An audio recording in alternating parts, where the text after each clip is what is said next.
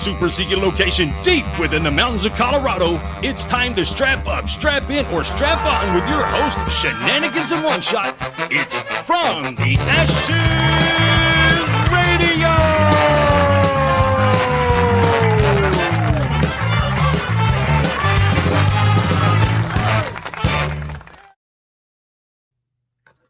Well, there it is. We are live.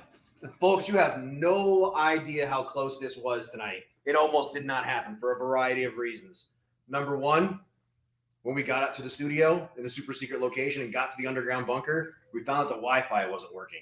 However, we have a crack IT team, and they were able to put some stuff together, and we are currently connected to satellites somewhere up in orbit, and that's how we're broadcasting tonight. So I think we're satellite to satellite. That's how they dialed it in. So they that couldn't what it just is? do one; they had to dual attack. That probably checks out. So, long story short, we're going to get a bill from Our Elon IT Musk. people also do Jitsu. They always dual attack. Yeah. All right. Well, welcome to From the Ashes. I am your host, One Shot Seth.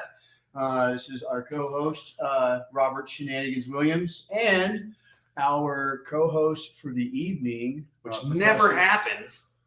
Doesn't never, just rarely. It's very rare. It's rare. Somebody, This is a big. do you know how hard it is to make it past all that security to get all the way down here to be a guest on this show? It's damn near impossible. You tripped over the one security guard laying in the middle of the floor. Had clearance. You do have the clearances. You do in fact have. So, You have all of the clearances. owner of Catharo, former military. I guess we still call it Navy military. So. Former military veteran, Professor Steve Hordinski. Welcome to the show. Hey, thank you. No, thank you. We really appreciate you coming out tonight. Sincerely appreciate you coming out tonight. Hey. I'm going to ask the question I think everyone listening wants to know. Yeah. What's a Catharu? Catharo? So I started with Hordinski Gracie in Hawaii. I was in the military. So when I came out here to Colorado, I wanted to, set up shop. So I was Hordinski Gracie Jiu-Jitsu Colorado. And it was, I got tired of answering the phone and people would be like, Relson Gracie. So immediately I was like, I've definitely got to change this name. Well, one of our security guards' names is Roger, and we call him Hodger. So yeah, we get you, man. Yeah. It makes perfect sense. Yeah, I mean, I'm expecting these non-jiu-jitsu people to know that the R is pronounced an H. Yeah. So when we were about to move from the basement where we were training into the bigger place, I changed the name, and I was looking for something different.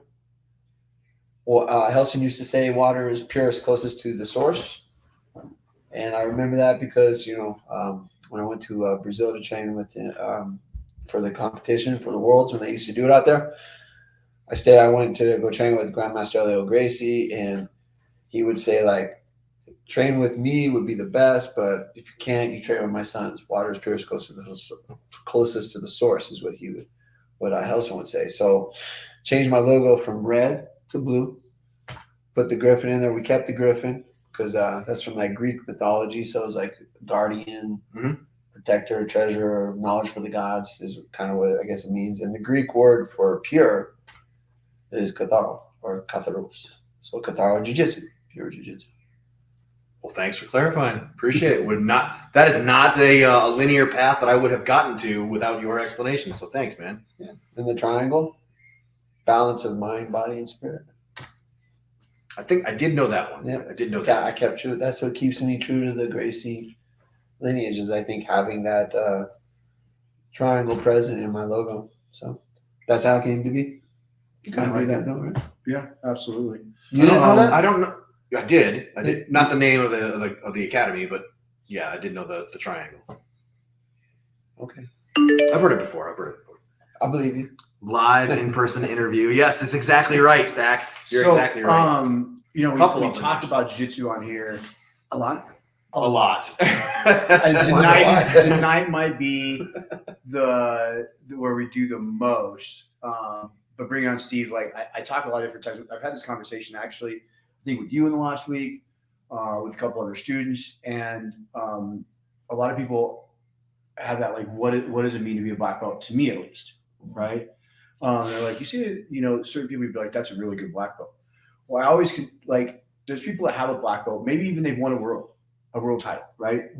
Mhm. They got some slick new guard they invented, went and won worlds once. I don't think that's a black belt. What it means to me to be a black belt is everything from the beginnings to walking in the door of an academy until you walk out the back and take out the trash, that you're 100% proficient. That means I can write a curriculum. I can teach things that I don't do in jiu-jitsu for people that works well in their game. I can run a software system and billing, and I can take care of everything. And I think you embody that and encompass that a lot, to where I always talk highly about your not just knowledge, but depth of knowledge into all aspects of jiu-jitsu and being a proficient black belt. So anyway. Yeah, I mean, I agree with a lot of that. I mean, pretty much everything you said there.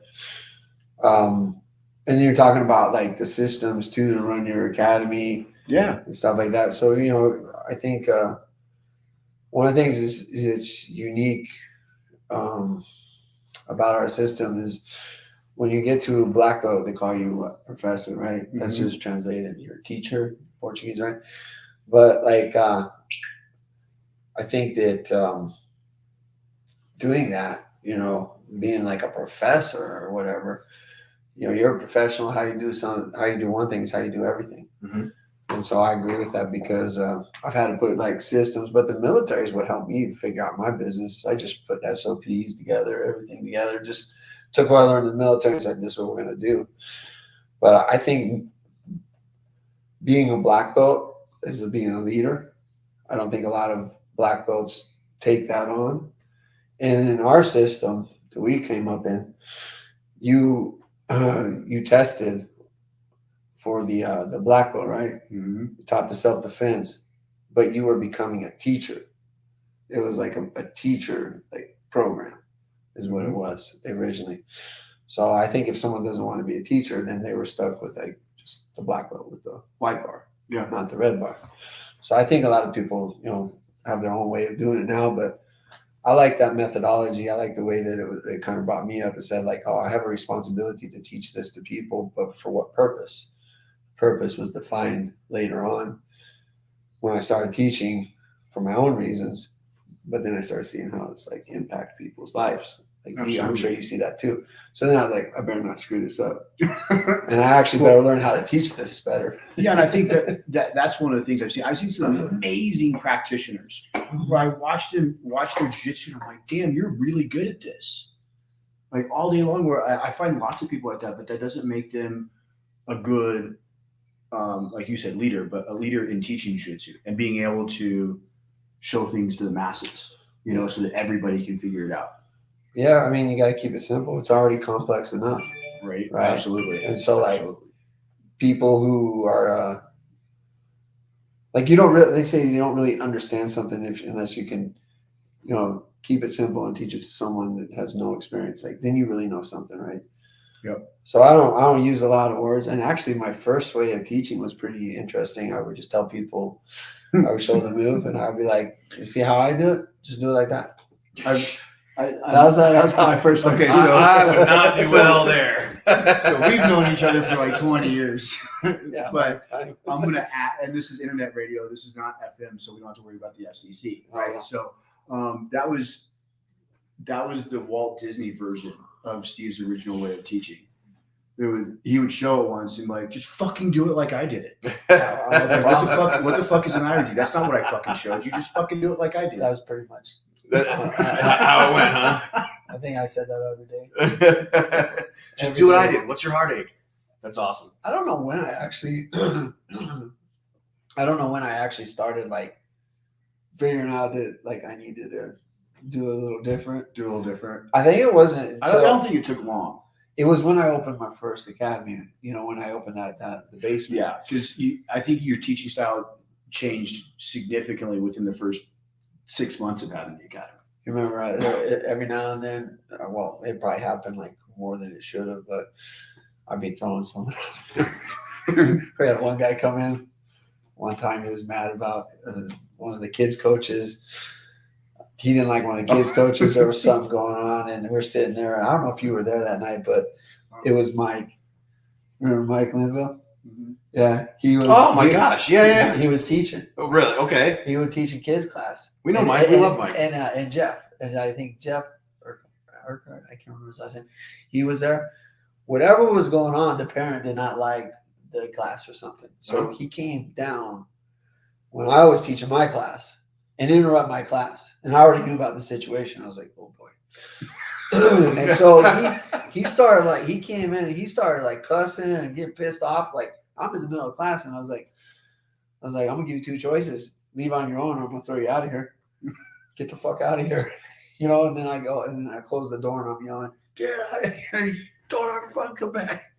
Can't do that shit nowadays. We're older now. Oh yeah. So I don't think Which I means don't what? think it matters what day it is. I think that we have simply gotten older. Well, it's just not worth it. Because I mean, there was some in our youth.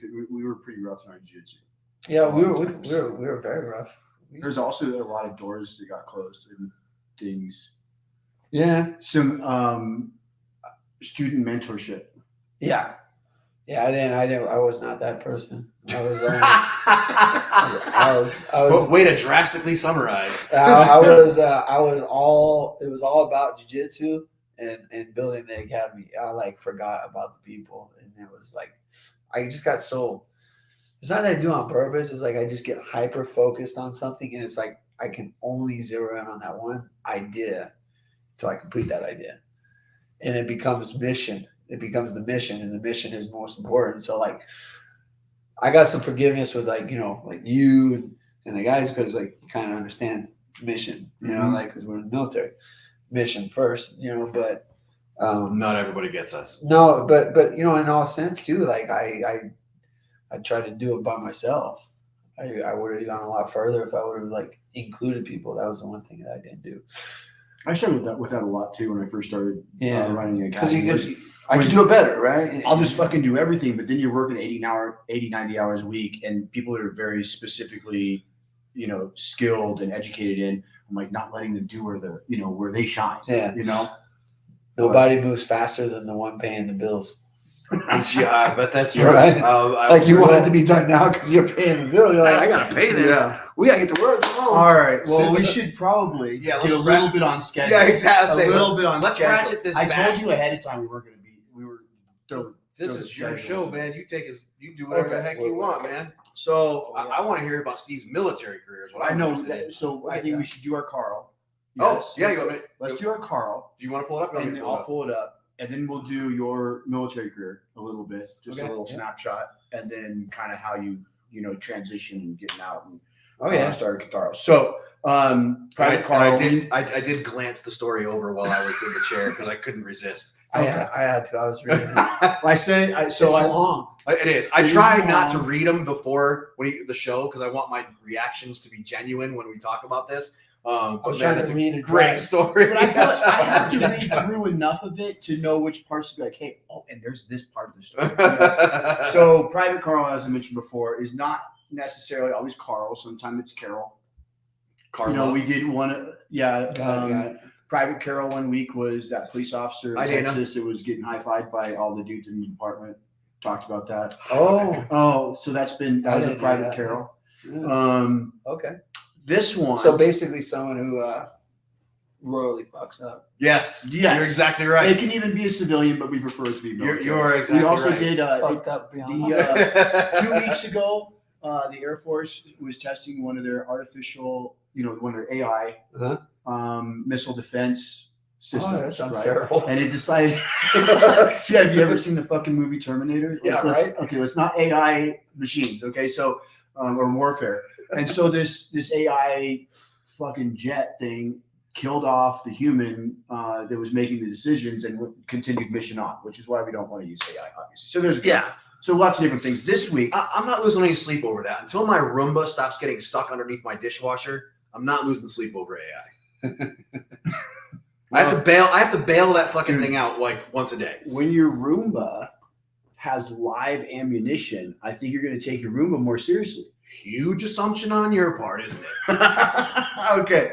So our Private Carl this week, which is very near and dear to us, is I'll just read the headline that I got from military.com. The making of a fake war hero, an American who reinvented himself as a social media soldier in Ukraine, is accused of stolen valor. Social media soldier is my favorite term. Well, I mean, the that- more you know about him, the more he is a pure social media soldier. Yeah. Okay. So when Russia launched its invasion, this 48-year-old American veteran was a building contractor at the time in Connecticut. His name's James Vasquez. Okay, we want to make Not sure- who you thought it was, folks. We get you. Yes, it's not Joel Hunt. It's James Vasquez. So, There's a lot going on there in that story. yeah, no, it didn't let me go. Now it's not letting me read it. Because you've read it too many times. Yes. I got you. I had Can it you pulled pull it up up? here. Oh, go for it, Steve. Hey, I'm pretty sure I had it. there are responsibilities to being a guest host. Oh, I took it down. Son of a. Well, I didn't have any internet in this. Oh, there. Just go to that right there. Click on our text, and I bet you it's right. Yeah, that's right. No, it's in No, it's in Messenger. the group text. It's in the group text. You're right. Where's the group text? I guess only text messages. Let me see what I can That do. is me. Let me see what I can do here. Okay, so let me tell you a little bit. I'll give you some. We'll get some Summarize. details in a minute. But this gentleman he actually did go to Ukraine, by the way. And what he was doing was he was posting that he was like involved in. There we go. Thank you, sir. He was involved in. Let's see here. He bragged about capturing Russians and taking out tanks.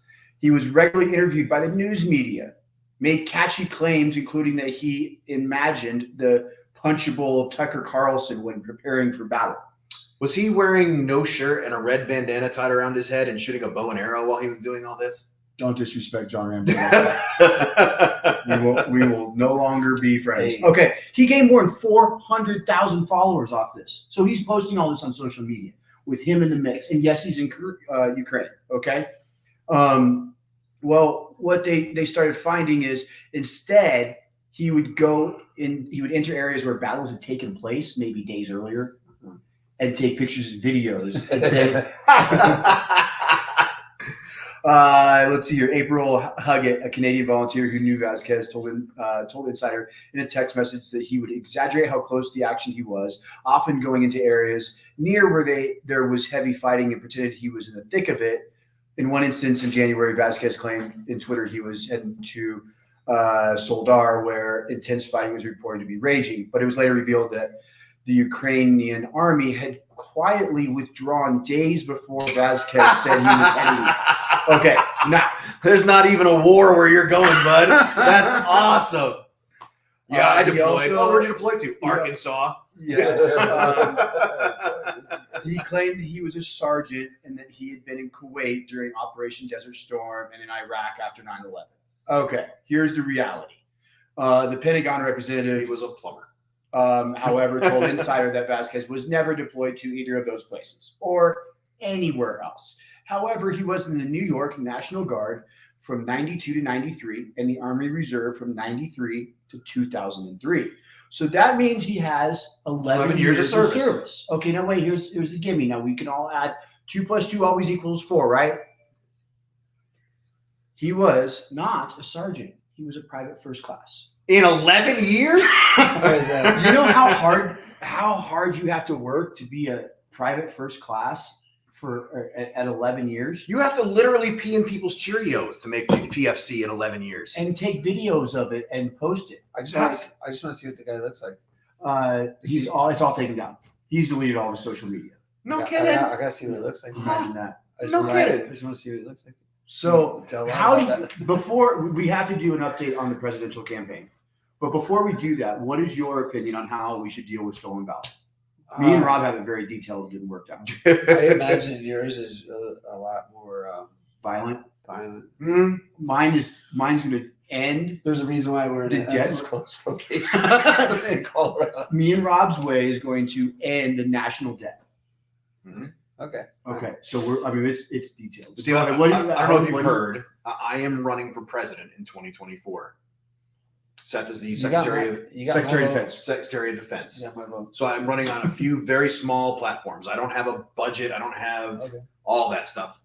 Very small platforms. The first part of my platform is the day I am inaugurated, I will abolish the Department of Veterans Affairs. You've seen the movie Office Space? Yes. Office, the Department of Veterans Affairs will now be one guy with a red stapler in a basement of a building that no one, and a phone that's disconnected.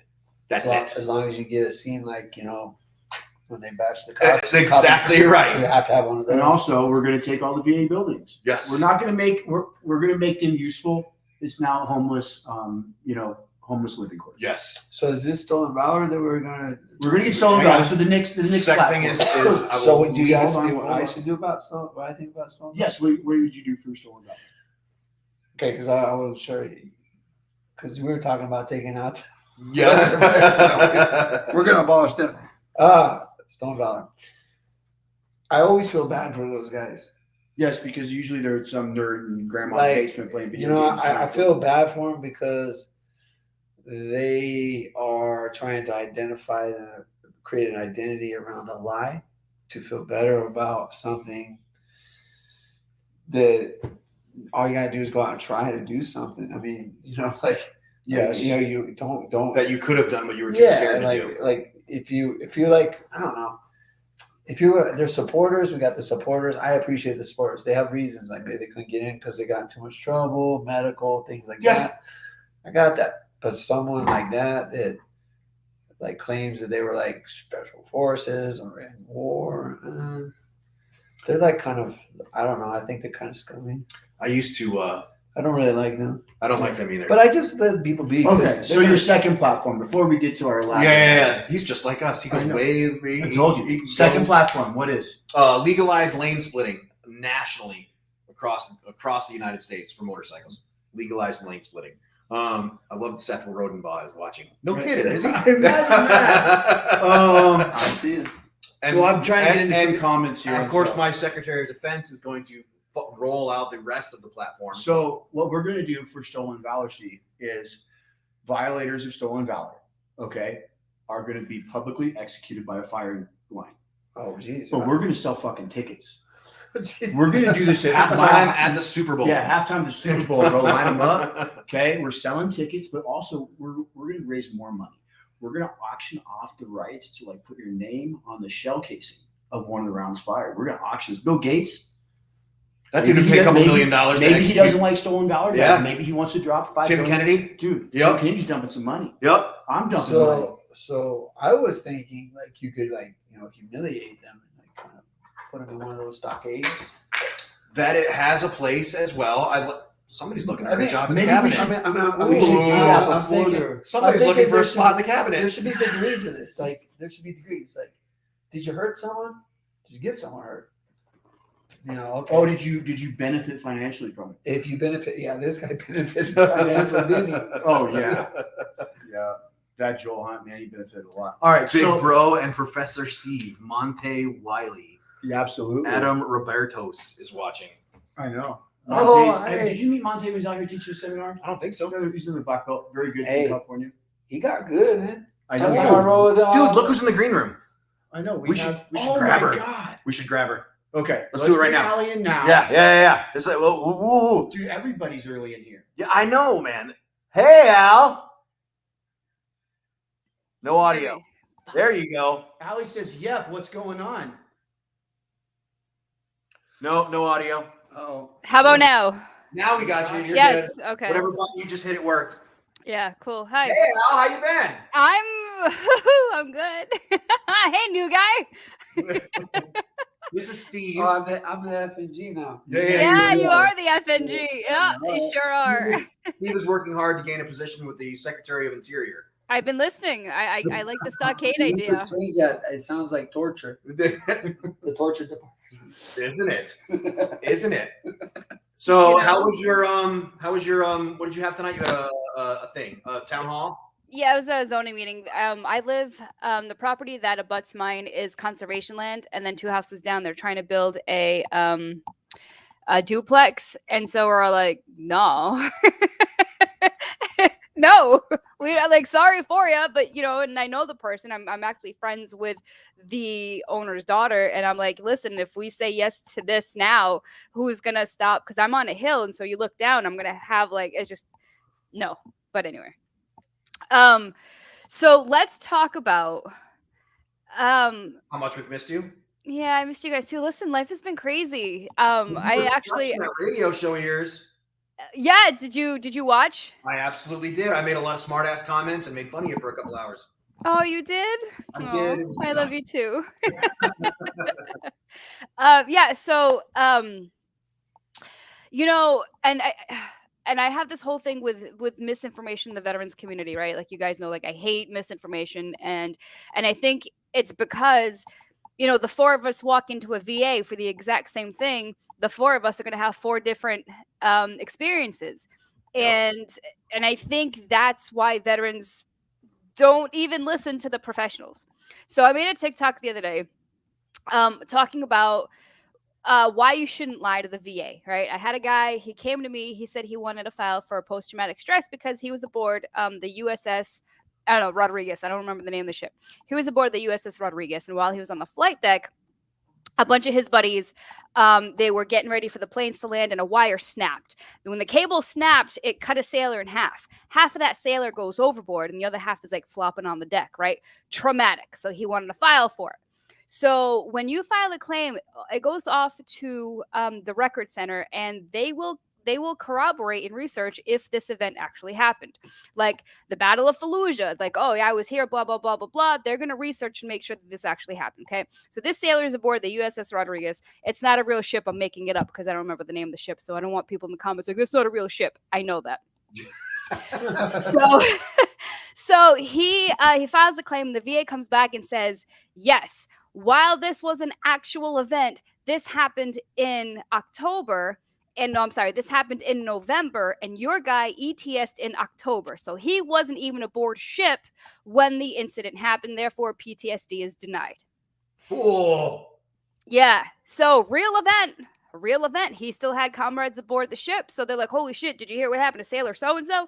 So he, not knowing for whatever reason, because it was on his 214, I just didn't put two and two together. I saw that he served, you know, this is like back in like Vietnam era. So if you go and tell tall tales, the VA will eventually find out. Might take them a minute, but the VA always gets their money. There's another guy, and he was pretty famous. This is recently. He was collecting VA compensation, something to do with his arms or his shoulders, and he couldn't lift more than 25 pounds. Well, the mother trucker was a competitor, a bodybuilding competitor. Yeah. And they caught him. Yeah. So, hello, prison. I hope you like orange. So that's where he's going. So he took all that money and then Yeah, dude was collecting people are disability. People are scamming. Collecting, but this dope was like posting his workouts and his online and whatnot. So all the VA did was like pull up his Instagram and be like, Can I say it? yeah. Was he a Marine? Was he? I don't know. Allie was a Marine. Oh, I don't know. But I like what you did there. But we're about to get a lot of comments really quick with that comment. and then the other one recently, yeah. I got a question. You guys need to dial in on this one too. So, do we consider that guy in violation of stolen valor for misrepresenting his claim of something that happened to somebody else? No, so it's not stolen valor because he served honorably, but he's fraudulent. It's definitely fraud, but it is not stolen valor. Our good friend, Mr. Hunt, that would be stolen valor, right? Claiming you did something, and especially so. Here's the thing with stolen valor: I can say that I served and I did. I could say that I served with SEAL Team 6. I could say I was in the battle, you know, a bunch of battles of Ramadi. I can say all of that, and it's not stolen valor. When it becomes stolen valor is when I gain monetary assets or special treatment. So I can sit here all day long and say that I was the one that found Saddam. I was with the SEAL team. Obviously, it's baloney, right? You know this. You guys know my service. I was not in Ramadi. But it's not stolen valor until I profit from it. And it pisses veterans off so much. Overturned that law in 2011. I'm sorry? It used to be that way. So, like, if I showed up at a banquet wearing, like, general stars and, you know, like you said, you know, I don't even know, wings and you know, special forces tabs, that is stolen valor as far as I'm concerned. But the Supreme Court decided in 2011 that is a First Amendment right. Correct. You can say So anything you- unless you profit from it, unless you get special treatment or some monetary assets, it's not breaking the law. No, Yeah. I agree with that 100%. Really? That if it's not breaking the law, or if they're breaking the law like that, they can be punished because that's fraud. If they're making monetary gain, I think that's a big deal. I think it's a shitty thing to do. Would you feel the same way if I walked into your academy with a black belt on? I would let you try to represent that.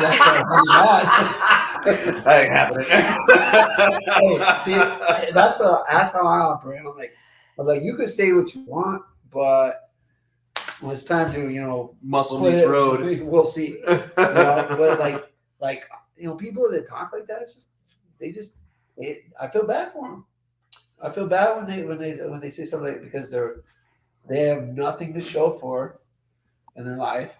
And So- they're making up a story. I know you're big. Yes. with- So you do- let me end with this. Go ahead. Twice in 1 week, this past week, I had a son come to me who is trying to get his dad's service records. Dad was boots on ground Vietnam. Dad was airborne. All this stuff. All the evidence I have says the contrary. He was not boots on ground Vietnam. He was Vietnam era, and I don't see anything with having airborne orders or nothing. And his 214 is really hard to read. So I zoomed it up and I had a bunch of filters and I see a parachute badge. So okay, so he has a parachute badge. This again back in Vietnam era. So you can't get a parachute badge without going at least to airborne school, right? So but he was telling his son that he was jumping in Vietnam and all this stuff. So all I know is that he's got a badge. Nothing in his records, no orders, no citations, nothing. Even his 214 says that he never served in Vietnam. And so this guy, and I'm looking at him, I'm like, damn, I don't want to be the one to tell him that, sorry, but your dad was kind of full of shit. But I've also had a veteran who swears up and down he was boots on ground Vietnam. And I said, what were you doing? And he's like, I was building orphanages. I'm like, can you prove it? He's like, no, I moved. I lost everything. I don't have orders. I don't have my 214. I don't have anything. He's like, the only thing I have is a couple of pictures. And I said, what's in the photos? And he says, me building orphanages in Vietnam. I'm like, son of a bitch, that is proof. That is proof that you were in Vietnam. You were boots on ground Vietnam. So we ended up getting his claim because he was Agent Orange exposed. And then I get a widow 2 days later whose husband was Vietnam era, was telling tall tales that he served boots on ground, his 214. And I searched this so hard and I went to the archives and everything. It was just Vietnam era, but he got a little plaque and it says Vietnam. The VA doesn't distinguish when you die on the 1330, Vietnam era or Vietnam boots on ground. It just says Vietnam. So this whole time she was believing that he was boots on ground Vietnam and exposed to agent. None of that. He was in Germany during Vietnam War. So people, please stop telling your spouses or your friends that you were boots on ground Iraq or Saudi Arabia or this, because when you die, I'm the one that has to look your spouse in the eye and says, your husband's full of shit. Sorry, you get nothing. You get no benefits. I absolutely will not stop. I will not stop. If I'm at the bar and she's feeling what I'm giving out, yep. But back when I was on SEAL Team 7, No, don't do that. Don't do that. It is it messes with me. And that's what has to happen, Allie. If it's what? the simple facts. I think that's the logic of the guys. They're doing it. I know, but Because it's even the it's story. the same thing. What's funny is this is pissing It's him the off because he same- knows I never do that I shit. know. It's the same thing as the hot rod car. Oh, I'm gonna get this hot rod car, and I'm gonna pull all the chicks. Dude, girls don't give a fuck about a hot rod car. Yeah. They don't give a fuck. They give a shit if you make your payment. If the SEALs or if you were,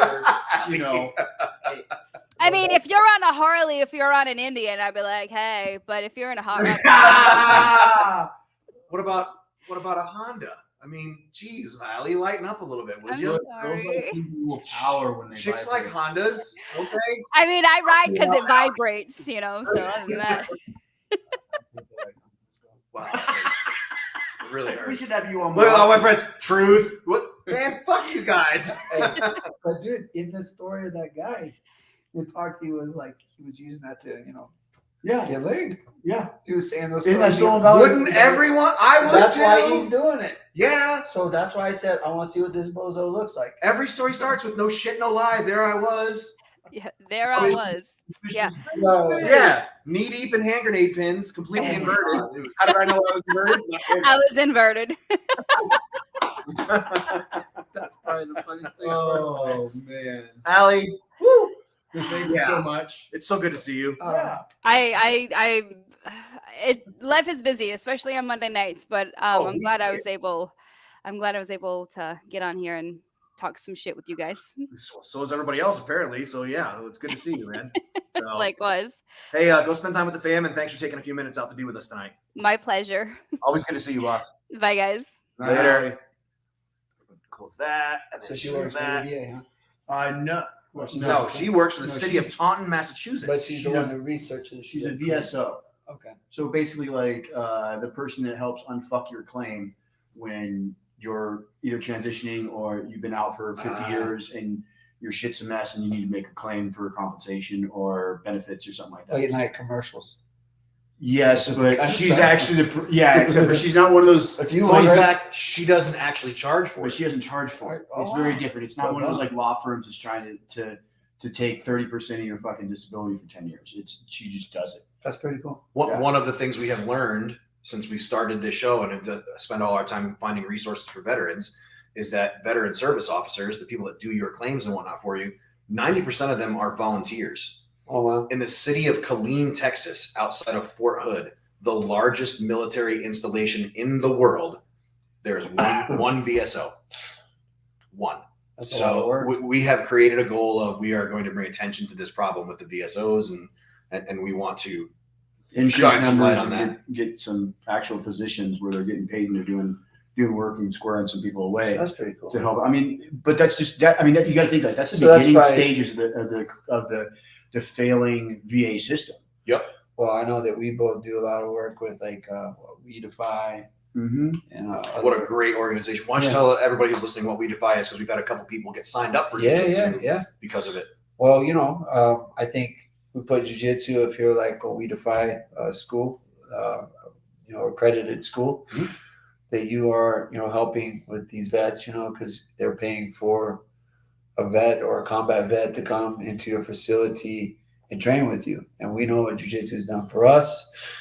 We've seen what it's done for vets, people who've gone through stuff, people with, a lot of, anxiety, confidence, or just, issues or just whatever they're going through. So this organization, Joey came out. Were you at the academy when he came out to visit? I think it was Joey, Bazu. No. The guy, he was the competitor. Started with Shabara. okay. He's the one who amputee. Oh no, I didn't get to that. I know what you're talking Yeah, about. he came out. He came out to the academy, and I got to work with him a little bit. And I was impressed. He's like, "I'm gonna compete." And I saw him compete. I trained with him, and it's like you could heel hook people, and you could use that, And I liked what they did, so immediately I wanted to jump aboard and support it. So we've been supporting them for like. Yeah. So for those of you veterans out there that want to try jiu-jitsu and you want to have it so you have absolutely no excuse, We Defy will sponsor your first year of training. Yep. I have a We Defy guy. Do you have a We Defy guy? Because sometimes we don't. Not right now, but I have had everyone I've had. I would say, with the exception of 2, have all made it to blue belt and are Continuing. still training. Yes. Still training. Yeah, they are. That's a great organization. It is incredibly. And you can apply therapeutic. online. So if you're watching this and you don't know what to do, find yourself get connected with them. They'll help you find a school, and they'll start your journey. You're going to be around good people. WeDefyFoundation.org. Yeah. What also is great is our second guest, or our guest, you're co-hosting. Oh, yeah. Our guest is actually a veteran and trained jiu-jitsu now, just starting the last year. Oh, hell yeah. So we got some different ends of the perspectives. Love Yeah, it. nice. I can't say enough good things about the We Defy Foundation, Mission 22, all those organizations that get people started and stuff like that, because it's what the veterans desperately need. I've been going through a rough time over the last month or two, and I swear jiu-jitsu has absolutely saved my life. Just being able to walk in there, find the biggest motherfucker on the mat, poke him in the eye, and get my ass kicked. It's been fucking great. Well, he picked Zach Piercy one day. Oh, great. How is Zach? He's good. Strong, agile, and Right. quick. I think, if I'm not mistaken, didn't he play? Soccer. Was he all-American soccer player? Yeah, he was. Yeah. He went. I believe, and I might get some details messed up, but he played soccer for Creighton in Nebraska, and I believe he's on like a full ride. He was like a professional prospect. Do you know how I met Zach? No. We had a mutual friend. They had a security company, private security or whatever. They were doing like bodyguard stuff. Mhm. I guess call it dumb luck or be in the wrong place at the wrong time because I got pepper sprayed that night. We decided, he said, hey, I need some help. So we're going to go do like security for these some people Mhm. in a rather not a very good part of town, actually. Fight started. We're trying to break it up. All of a sudden, the cops are just spraying everybody. That was how I met Zach. Really? We both got hit with the pepper spray, and we both were like trying to like fuck our shit. Well, next time he's got me top mounted and is Pepper spray. having his will with me, I'm like, don't make me bust out the pepper spray. That's how I met him. He was my first. I think he was my first student to sign up at my first academy, Helson Grace Scholar. He was the first student to sign up. Yeah. Super nice guy until Yeah, you stick your actually, thumb in his eye. Yeah, I don't remember him yeah. not being. Is he a purple? He just got his purple this year. From you, right? Mm-hmm. Hell Yeah, man. right. And then Garrett's down there too with you. Down there. Ah, A couple of us live on this side of town now. I gotta come visit one. I know. The academy storms back and forth are quite fun. All right, so I wish that was a thing anymore. I wish that was a thing still. Well, we do it back and forth a couple times a year. Well, No. I mean, like Like a legit one? yeah, like like kicking in the kick in the door. door? Yeah. hey, Who's first? Where's I got a list and you're on it. yeah, this is Maybe we could do that 20 years ago. Yeah, you can't get away with that shit anymore. 20 years ago, you had to do some shit like that. But Let's not name names, but I do remember this time where you basically issued a Gracie challenge. Do you remember that when you first opened up? was it the guy? Yes, it was a taekwondo guy. Oh, and I went and did donuts in his parking lot. I don't remember that. Wow. What? So I feel like we need to have a part 2 for this show. So real quick, here's kind of how it went down. A couple of the highlights. I was going to leave out the donuts. I didn't really know about those. Yeah, I'll tell you. But You either tell way, your this part. taekwondo guy had a taekwondo academy down the road from Steve's first academy, where I taught at and trained at for a long time. Uh-huh. And he was like, "Hey, there's not enough room for both of us. There's just too many martial arts academies in the area." And So Steve's when you moving, response bud? was like, "Hey, ever seen the Gracie Challenge? How about we settle it like that?" I don't remember how it exactly went I'll out, tell you. but it was something along those lines. Needless to say, he did not agree. No, all right. So I got a phone call, and the dude is from a friend. And she's like, I met this guy, and he's saying all this stuff, and he wants to talk to you. Gets on the phone, and he tells me, like, he's talking like really, like, trying to be really gangster ghetto or whatever. And I'm like, well, first off, we're in Littleton, so I don't know if that's, the hood anymore, but, or ever. Right? So Highlands Ranch gangsters. yeah, right. So the guy's telling me this, and he's all like kind of calling me out. And I said, well, I'll tell you what, I know where your school is. So I'll be in the parking lot in like 30 minutes. I'll see you there. And I went there and I waited and I waited and I waited. And I said, let that guy know I'm waiting for him. Oh, he left. He's not coming. Or something like that. So then I just started. It was the winter time, so there was snow in that parking lot. So I just did a bunch of donuts in my Jeep. Yeah. Just let them know I was there. Boom, boom, boom, boom, all around. And You know what's crazy though, and this is one of the beauties of jiu-jitsu, and it sounds like we're just being kind of a little thuggish. Adam Roberts says, We I were love thuggish. donuts. But part of the way that we part of the way that jiu-jitsu was made so popular was the Gracie challenges, Yeah. bro. Like they would issue open challenges like, hey, they took an ad out of a newspaper. Yeah. Hey, come down to our school. The karate master down the road, the judo master, the whoever you are, the boxer, the wrestler, come down here. Yeah. We're gonna videotape it. Okay, you get $10,000 if you beat us. If we win, we get the video footage. And that's what solidified the reality of jiu-jitsu or jiu-jitsu Started the then. UFC. And it started UFC. It's the same jiu-jitsu that we all do. which I think there's a lot of jiu-jitsu that's turned away from that. But that the beauty of jiu-jitsu is that it works in a real life situation where you really need to be fighting for your life, or you need to defend yourself from being injured. And, so in Hawaii it was like that. We had there would be guys come in when Helson wasn't in town, and I remember watching Kendall Gu have to put it on someone. I had to put it on people. It's different. Different mentality back then. And then the jiu-jitsu was different because a lot of it was coming out of that that kind of those challenge matches, right? And I think the biggest thing that I've seen with jiu-jitsu that's changed is that you have the fighter type jiu-jitsu is usually a head down, pressure down kind of system. Because if you're up like this, you can get hit. You can get hit pretty. People can generate some good power off the ground, off their back, if there's a lot of space. And with us, we're always head down. So that's one of the biggest things. And also, like, fighters and wrestlers want to stand up. Jiu-jitsu people want to stay on the ground. So you're dealing with these interesting problems that staying true to those Gracie jiu-jitsu roots, in my opinion, which is the leverage over strength, the timing over speed, natural body movements over flexibility. You're going to need that when you get older if you want to stay in jiu-jitsu because your joints can't take it anymore. My joints are doing great. I know. They're reinforced with titanium now. You remember I used to tell you about your knee position and knee shield? It was so funny. I can't remember it was like 2 or 3 months ago. I yelled at somebody fast. Same thing.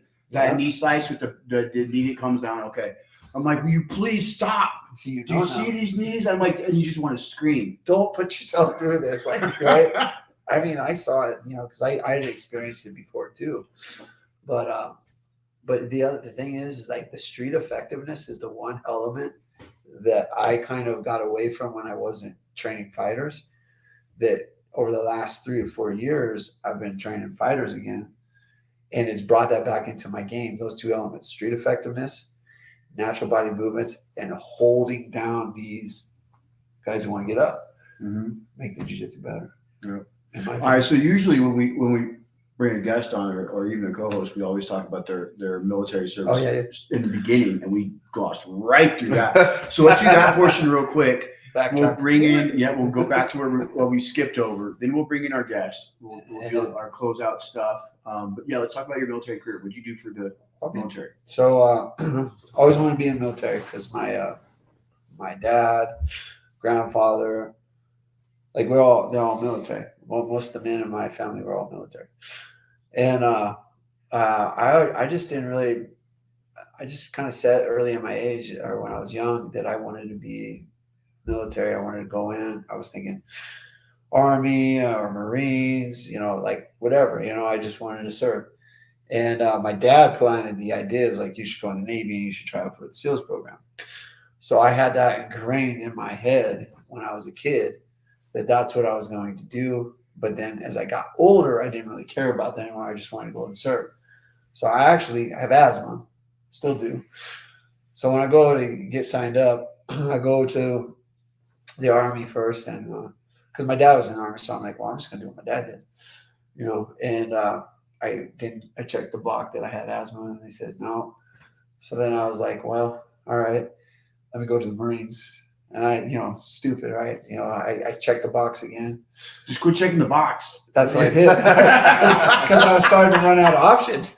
Like, I was like, first I didn't know. Shit, I'm going to end up in the Coast Guard if this keeps up. I was like, years and I did not know this. Yeah. So I was like, well, fuck. My dad did say the Navy has some badass program, SEALs or whatever. I was like, I'm definitely. So when I saw that, I had that, conscious, talk with myself, like, got the, just don't check it. No, you should check it. Don't check it. I didn't check it. So I didn't check it. And then I was like, all right, I'm going into the Navy. So then I was like, well, I'm going to pursue that avenue. As soon as I didn't even like, it was a miracle that I actually made it to my, departure date or whatever to go to MEPS, because I was like not going. I was hanging out with my friends. We just finished high school. I was partying. I'm like hanging out with my girlfriend at the time. I'm like, I'm not going. My dad and the recruiter came with my shit packed and said, you're fucking going. Get the hell out of here. And my dad said something really powerful to me that motivated me. He basically told me I wasn't going to amount to much if I didn't get my head right. And if you know Steve Hordinski Sr., he's saying this very nicely, but I'm sure it was put Man. across the table very gently. Yes. nicely. Oh yeah, my dad. He was a savage, man.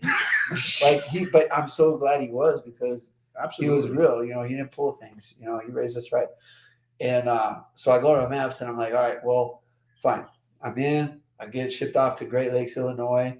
Having a good time there. It's cold. It's in the middle of winter. We got to fucking march everywhere. I'm like, fuck this. But I'm like, all right, let me do this swimming test with the for the program, and I passed it. But then vision, I did not pass. But they were telling me that I could possibly get a waiver. Of course, the recruiter liked me. That I could get a waiver. Never hear those stories. After you were in. That I could get a waiver with my vision. As long as it's correctable 20/20, you can still go. It wasn't. I was pissed. I went to the fleet. I just lifted a bunch of weights, and then one day when I was on deployment, I ran into a Marine. His name's Phil Cardella, and we became really good friends. And he's actually the guy who started teaching me jiu-jitsu. And I was very unhappy. I was like young, 21, got drink, whatever. I was not happy. Like, I just hated being on the boat. I was like, I hate the Navy. I don't want to do this. But when I found jiu-jitsu, I was like, well, I kind of like the Navy because I can stay in Hawaii and just train jiu-jitsu here with Helson. Because I was competing. I was like, I lived with Helson for a little while. I rented a room from him. I was all about jiu-jitsu, but one problem, I was in the Navy, right? So I had to get off that ship. I had to stay in Hawaii. I met some divers. They came on board to do check the tags, and work on the boat. And one of them, his name's Coy. He's still my friend to this day. He kind of told me, I was like, hey, so as a diver, do you have to worry about the vision? He's like, oh, no, if you can go with glasses. I was like, really? Okay. Is it easy to stay in Hawaii? So like I'm going to dive school thinking like I just gotta get back to Hawaii so I can train jiu-jitsu with Helson. So I'm like, is it easy? He's like, oh yeah, you can go with the SDV team, you can go here, you go there. I'm like, all right, let's do it. How do I get started? So yeah, I did my whole package for dive school, everything. We were on the ship because when I got on the ship, I became a search and rescue swimmer first. Because we were in dry dock and I didn't want to do all the paint chipping, doing all that Paint shit. Gray. Yeah, I didn't want to do that shit work. So I was like, "Oh, we don't have any rescue swimmers." I was like, "Well, what's rescue swimmer school like?" "Oh, you're gonna be off the boat for like a couple months." I was like, "I'll do it. Just get me off this fucking thing, right?" And then so I did that for a little while. So I was already like, "All right, I can do this." So I went and did all the paperwork, did the whole diver package. And then I had to get a recommendation, so I went down to San Diego when we were there, and I actually did my recommendation there. And it was like they tried to. We had to do more. It was instead of a mile and a half, we ran 3 miles, and instead of like just a swim, we jumped in the water, swam around, and then came back and then ran some more. He's all right, you got it. Put in my package. They denied it so many times. Finally, I fucking called the dive detailer myself. And he was right next to the detailer for my rate engine. Talked to each other, got the orders. I got my ass chewed because I jumped chain of command. But hey, man, I was off to dive school. So I went to dive school in 1997, Panama City, Florida, 9952 Charlie.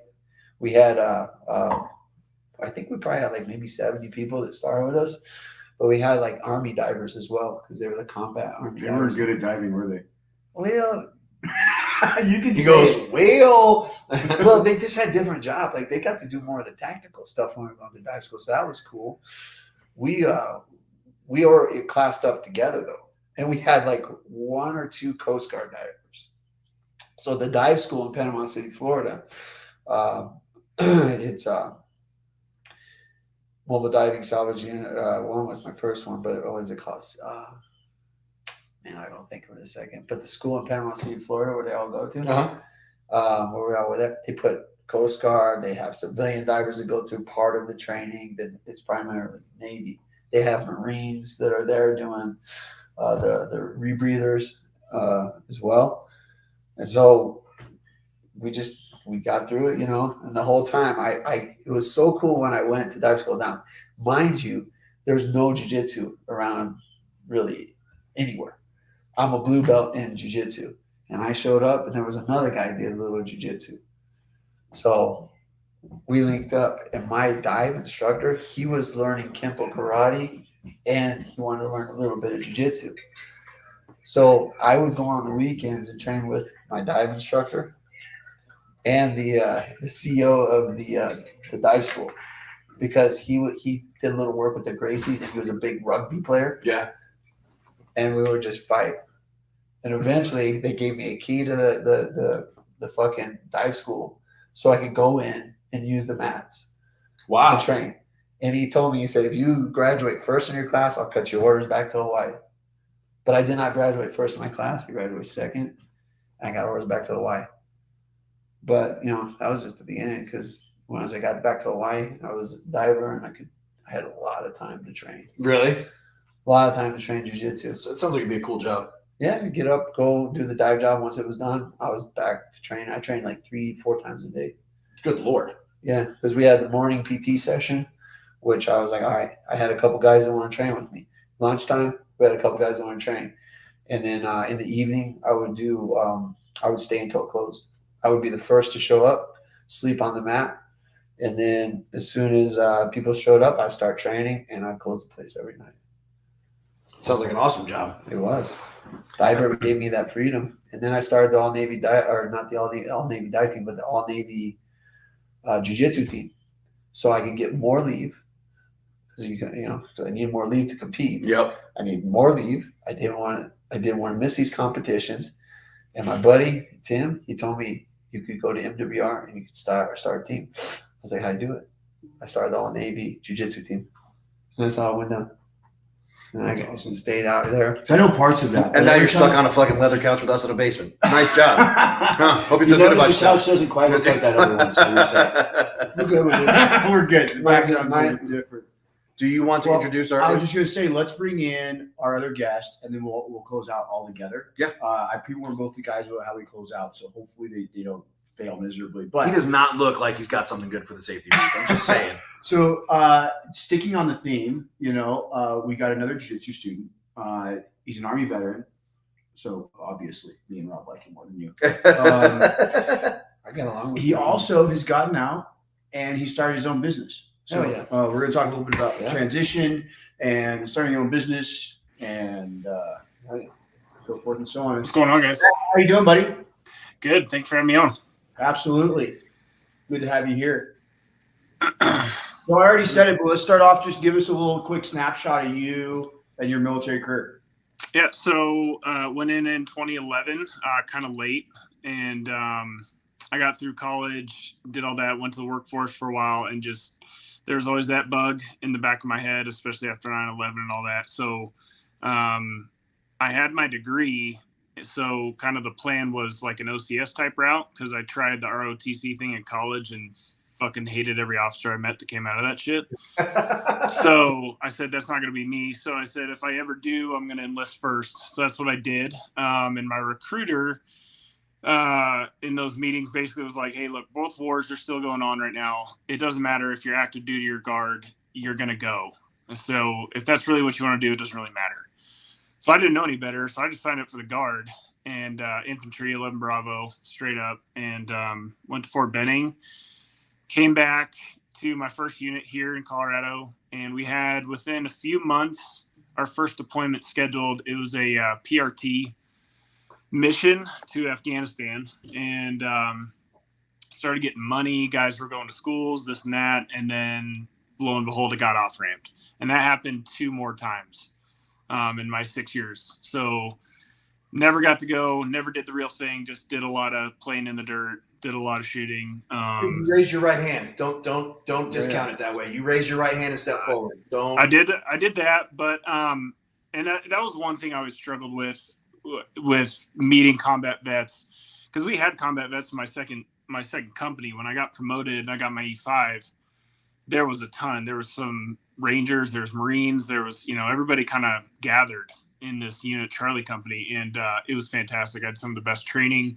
Our first sergeant was an old 18 Delta, so it was a really good experience. Got to meet a lot of good men, and when I got out, officially got out in 17, and then I still had like that, PIR whatever for 2 years, which was basically negligible. But started working in the oil field, and worked in the oil field for 8 years, and then COVID and that shit hit, and it shut down facilities, it shut down welding, it shut down funding. And so I kind of had to make a decision. So I jumped back to construction. I had a little bit of construction experience and got into construction. I was a superintendent for a general contractor for a year.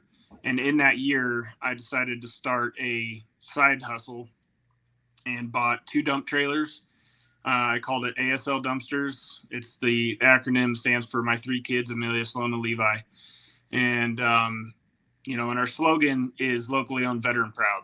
And I struggled with that when I first came up with this idea for this business, because I always told myself, I'm not a combat vet. I'm not somebody that has that experience. So I struggled with that. But what I remembered was when I became a team leader and I had guys, especially privates, younger privates, in my team, a lot of those guys, and I'm sure you guys can remember some of the same in your experience, but a lot of these guys thought that they just weren't worth much, thought that they just couldn't, there's nothing better for them, that, a $12, $13 an hour job was all they could do, and that's all that they were worth, and that was it for them. And so I kind of remembered those guys, and when I started this business, I wanted to bring that veteran ownership forward, to show some other veterans that, who knows, if they see one of my units rolling down the road, holy shit, that veteran started his own shit from the ground up,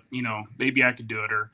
And I've, through this whole experience in the last 2 years of starting this business, and, I've got a little YouTube channel going. I've talked to people around the country about starting businesses, and my experiences, the ups and downs and all that kind of stuff. So that's where we're at now. We're growing. We started with 2, by the end of this month, we'll be at 12 units, and hopefully next year I'll hire my first driver. So that's kind of where we're at. Very cool. And that's part of that's one of the reasons I asked you to be on, is there's so many different things. Like we have the drive and the know-how to work hard as veterans to do something. And everybody needs to choose, or everybody, I'm not telling anybody what to do, but find something that you think you can be successful with and dive in head first. Like, me and Steve are similar because we both have Jitsu academies now. You've got a roll-off company, but it's just like we have what it takes to be leaders and run something. You started there to sound like that speech you gave in the boxing ring after you knocked that guy out. And that was one of the most impassioned speeches I have ever heard. And I wish someone had a chance to record it, because it was coming right from your heart. Yeah, and I'll say it again, but one of the reasons why I fight is I know that like inspires people, and I get the chance to remind people that there's a lot of our fucking brothers and sisters out there. They're 6 feet under and would do anything to fight for one more, right? For just one more. So who the fuck am I to say I don't have one more in me until I actually don't? Because I know I do. I haven't gotten to that point yet where I don't have one. And motherfucker, this is why I got you on a radio show right here. This moment right here. And so, and I think about that, like, until I'm 6 feet under, I'm gonna step up and do a lot of these different things, because I have fucking friends that don't get to do shit. They don't get to see their kids. They don't get to fucking have a 9 to 5. They don't get the opportunity to jump out and run a business and help out other veterans. I know right now I don't need to ask Matt, but what type of person are you looking for when you're looking to hire your first driver? In that type of a role, for me, I want somebody that's loyal. I want somebody that's willing to learn a new skill. It's not, I'm not hiring a fucking rocket scientist. I'm hiring somebody that can do a job every day and do it well. Another veteran. Oh yeah. 100%, right? I'm not saying all veterans are created equal and there's not douchebags, veterans, but there's a lot of good dudes out there. Yeah, absolutely. Man, I love this. This is awesome. This is the best story I've heard all day. You made my day, dude. Absolutely. Hey, how can people support your business? So we got, our website. You can go online, schedule, pay, do everything online, asldumpster.com. Our YouTube channel, ASL Life. You can watch me talk about dumb shit. And so I mean, my wife runs all of our social media stuff. ASL Dumpsters is on Facebook, all the Twitter faces and Snap faces, all that thing. So yeah, she runs that side of stuff. I just send her the pictures of everything that I do. So Very cool. Yeah, that's cool. I appreciate it. Matt, you ever thought about doing jiu-jitsu? I thought about it. I'll never forget the first time I rolled with you.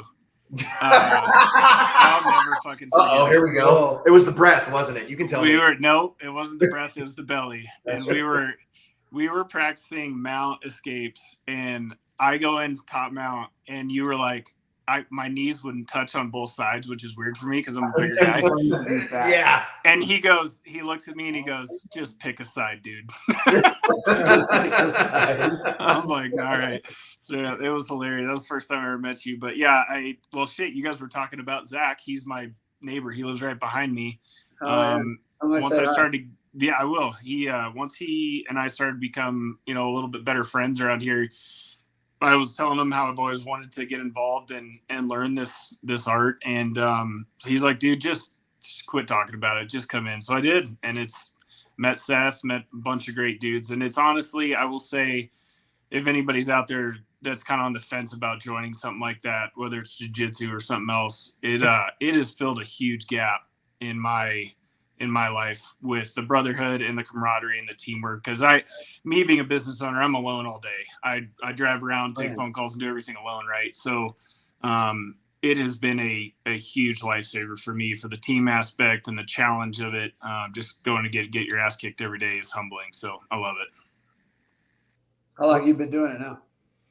9-ish months, something like that. Not counting when I ripped my knee up, but yeah, about 9 months. He's still in the honeymoon phase. Hey, I still like when I know I'm going to do a seminar or go to a new place or just in general, I'm going to the academy to work on something. I still have the same excitement that I had when I first started, man. It's I don't think you ever lose that, but I'll tell you this, the thing that's meant the most to me are the friendships that I've made along the way that I have, because it's like we don't have to see each other all the time, but we never miss a beat. And when I needed Seth was there for me, vice versa. So it's like I don't think I will say this, being a Navy diver, we had a very tight unit, right? Hard hat diver, working diver, we had a tight unit. I've never felt the kind of camaraderie that I have in jiu-jitsu, even in a small dive locker. It's never been the same. It's different when you sweat and you train with someone and you actually get to know their life. You get to know what they're dealing with. They get to know what you're dealing with. I don't think there's anything like it. So, I think that's why a lot of veterans will find, if they're smart, they'll find jiu-jitsu, because you don't have to be alone with anything. For sure. I commend you for starting your business, man. It was hard to find a job when I got out. I found out I was a terrible employee. I can't imagine you being a good employee. I was terrible. Punching the clock. The guy that told me when I left, he said, "You're a great guy, Hordinski, but I would never want you to work for me." And I told him, I said, "Well, I never want to work for you again." And you didn't.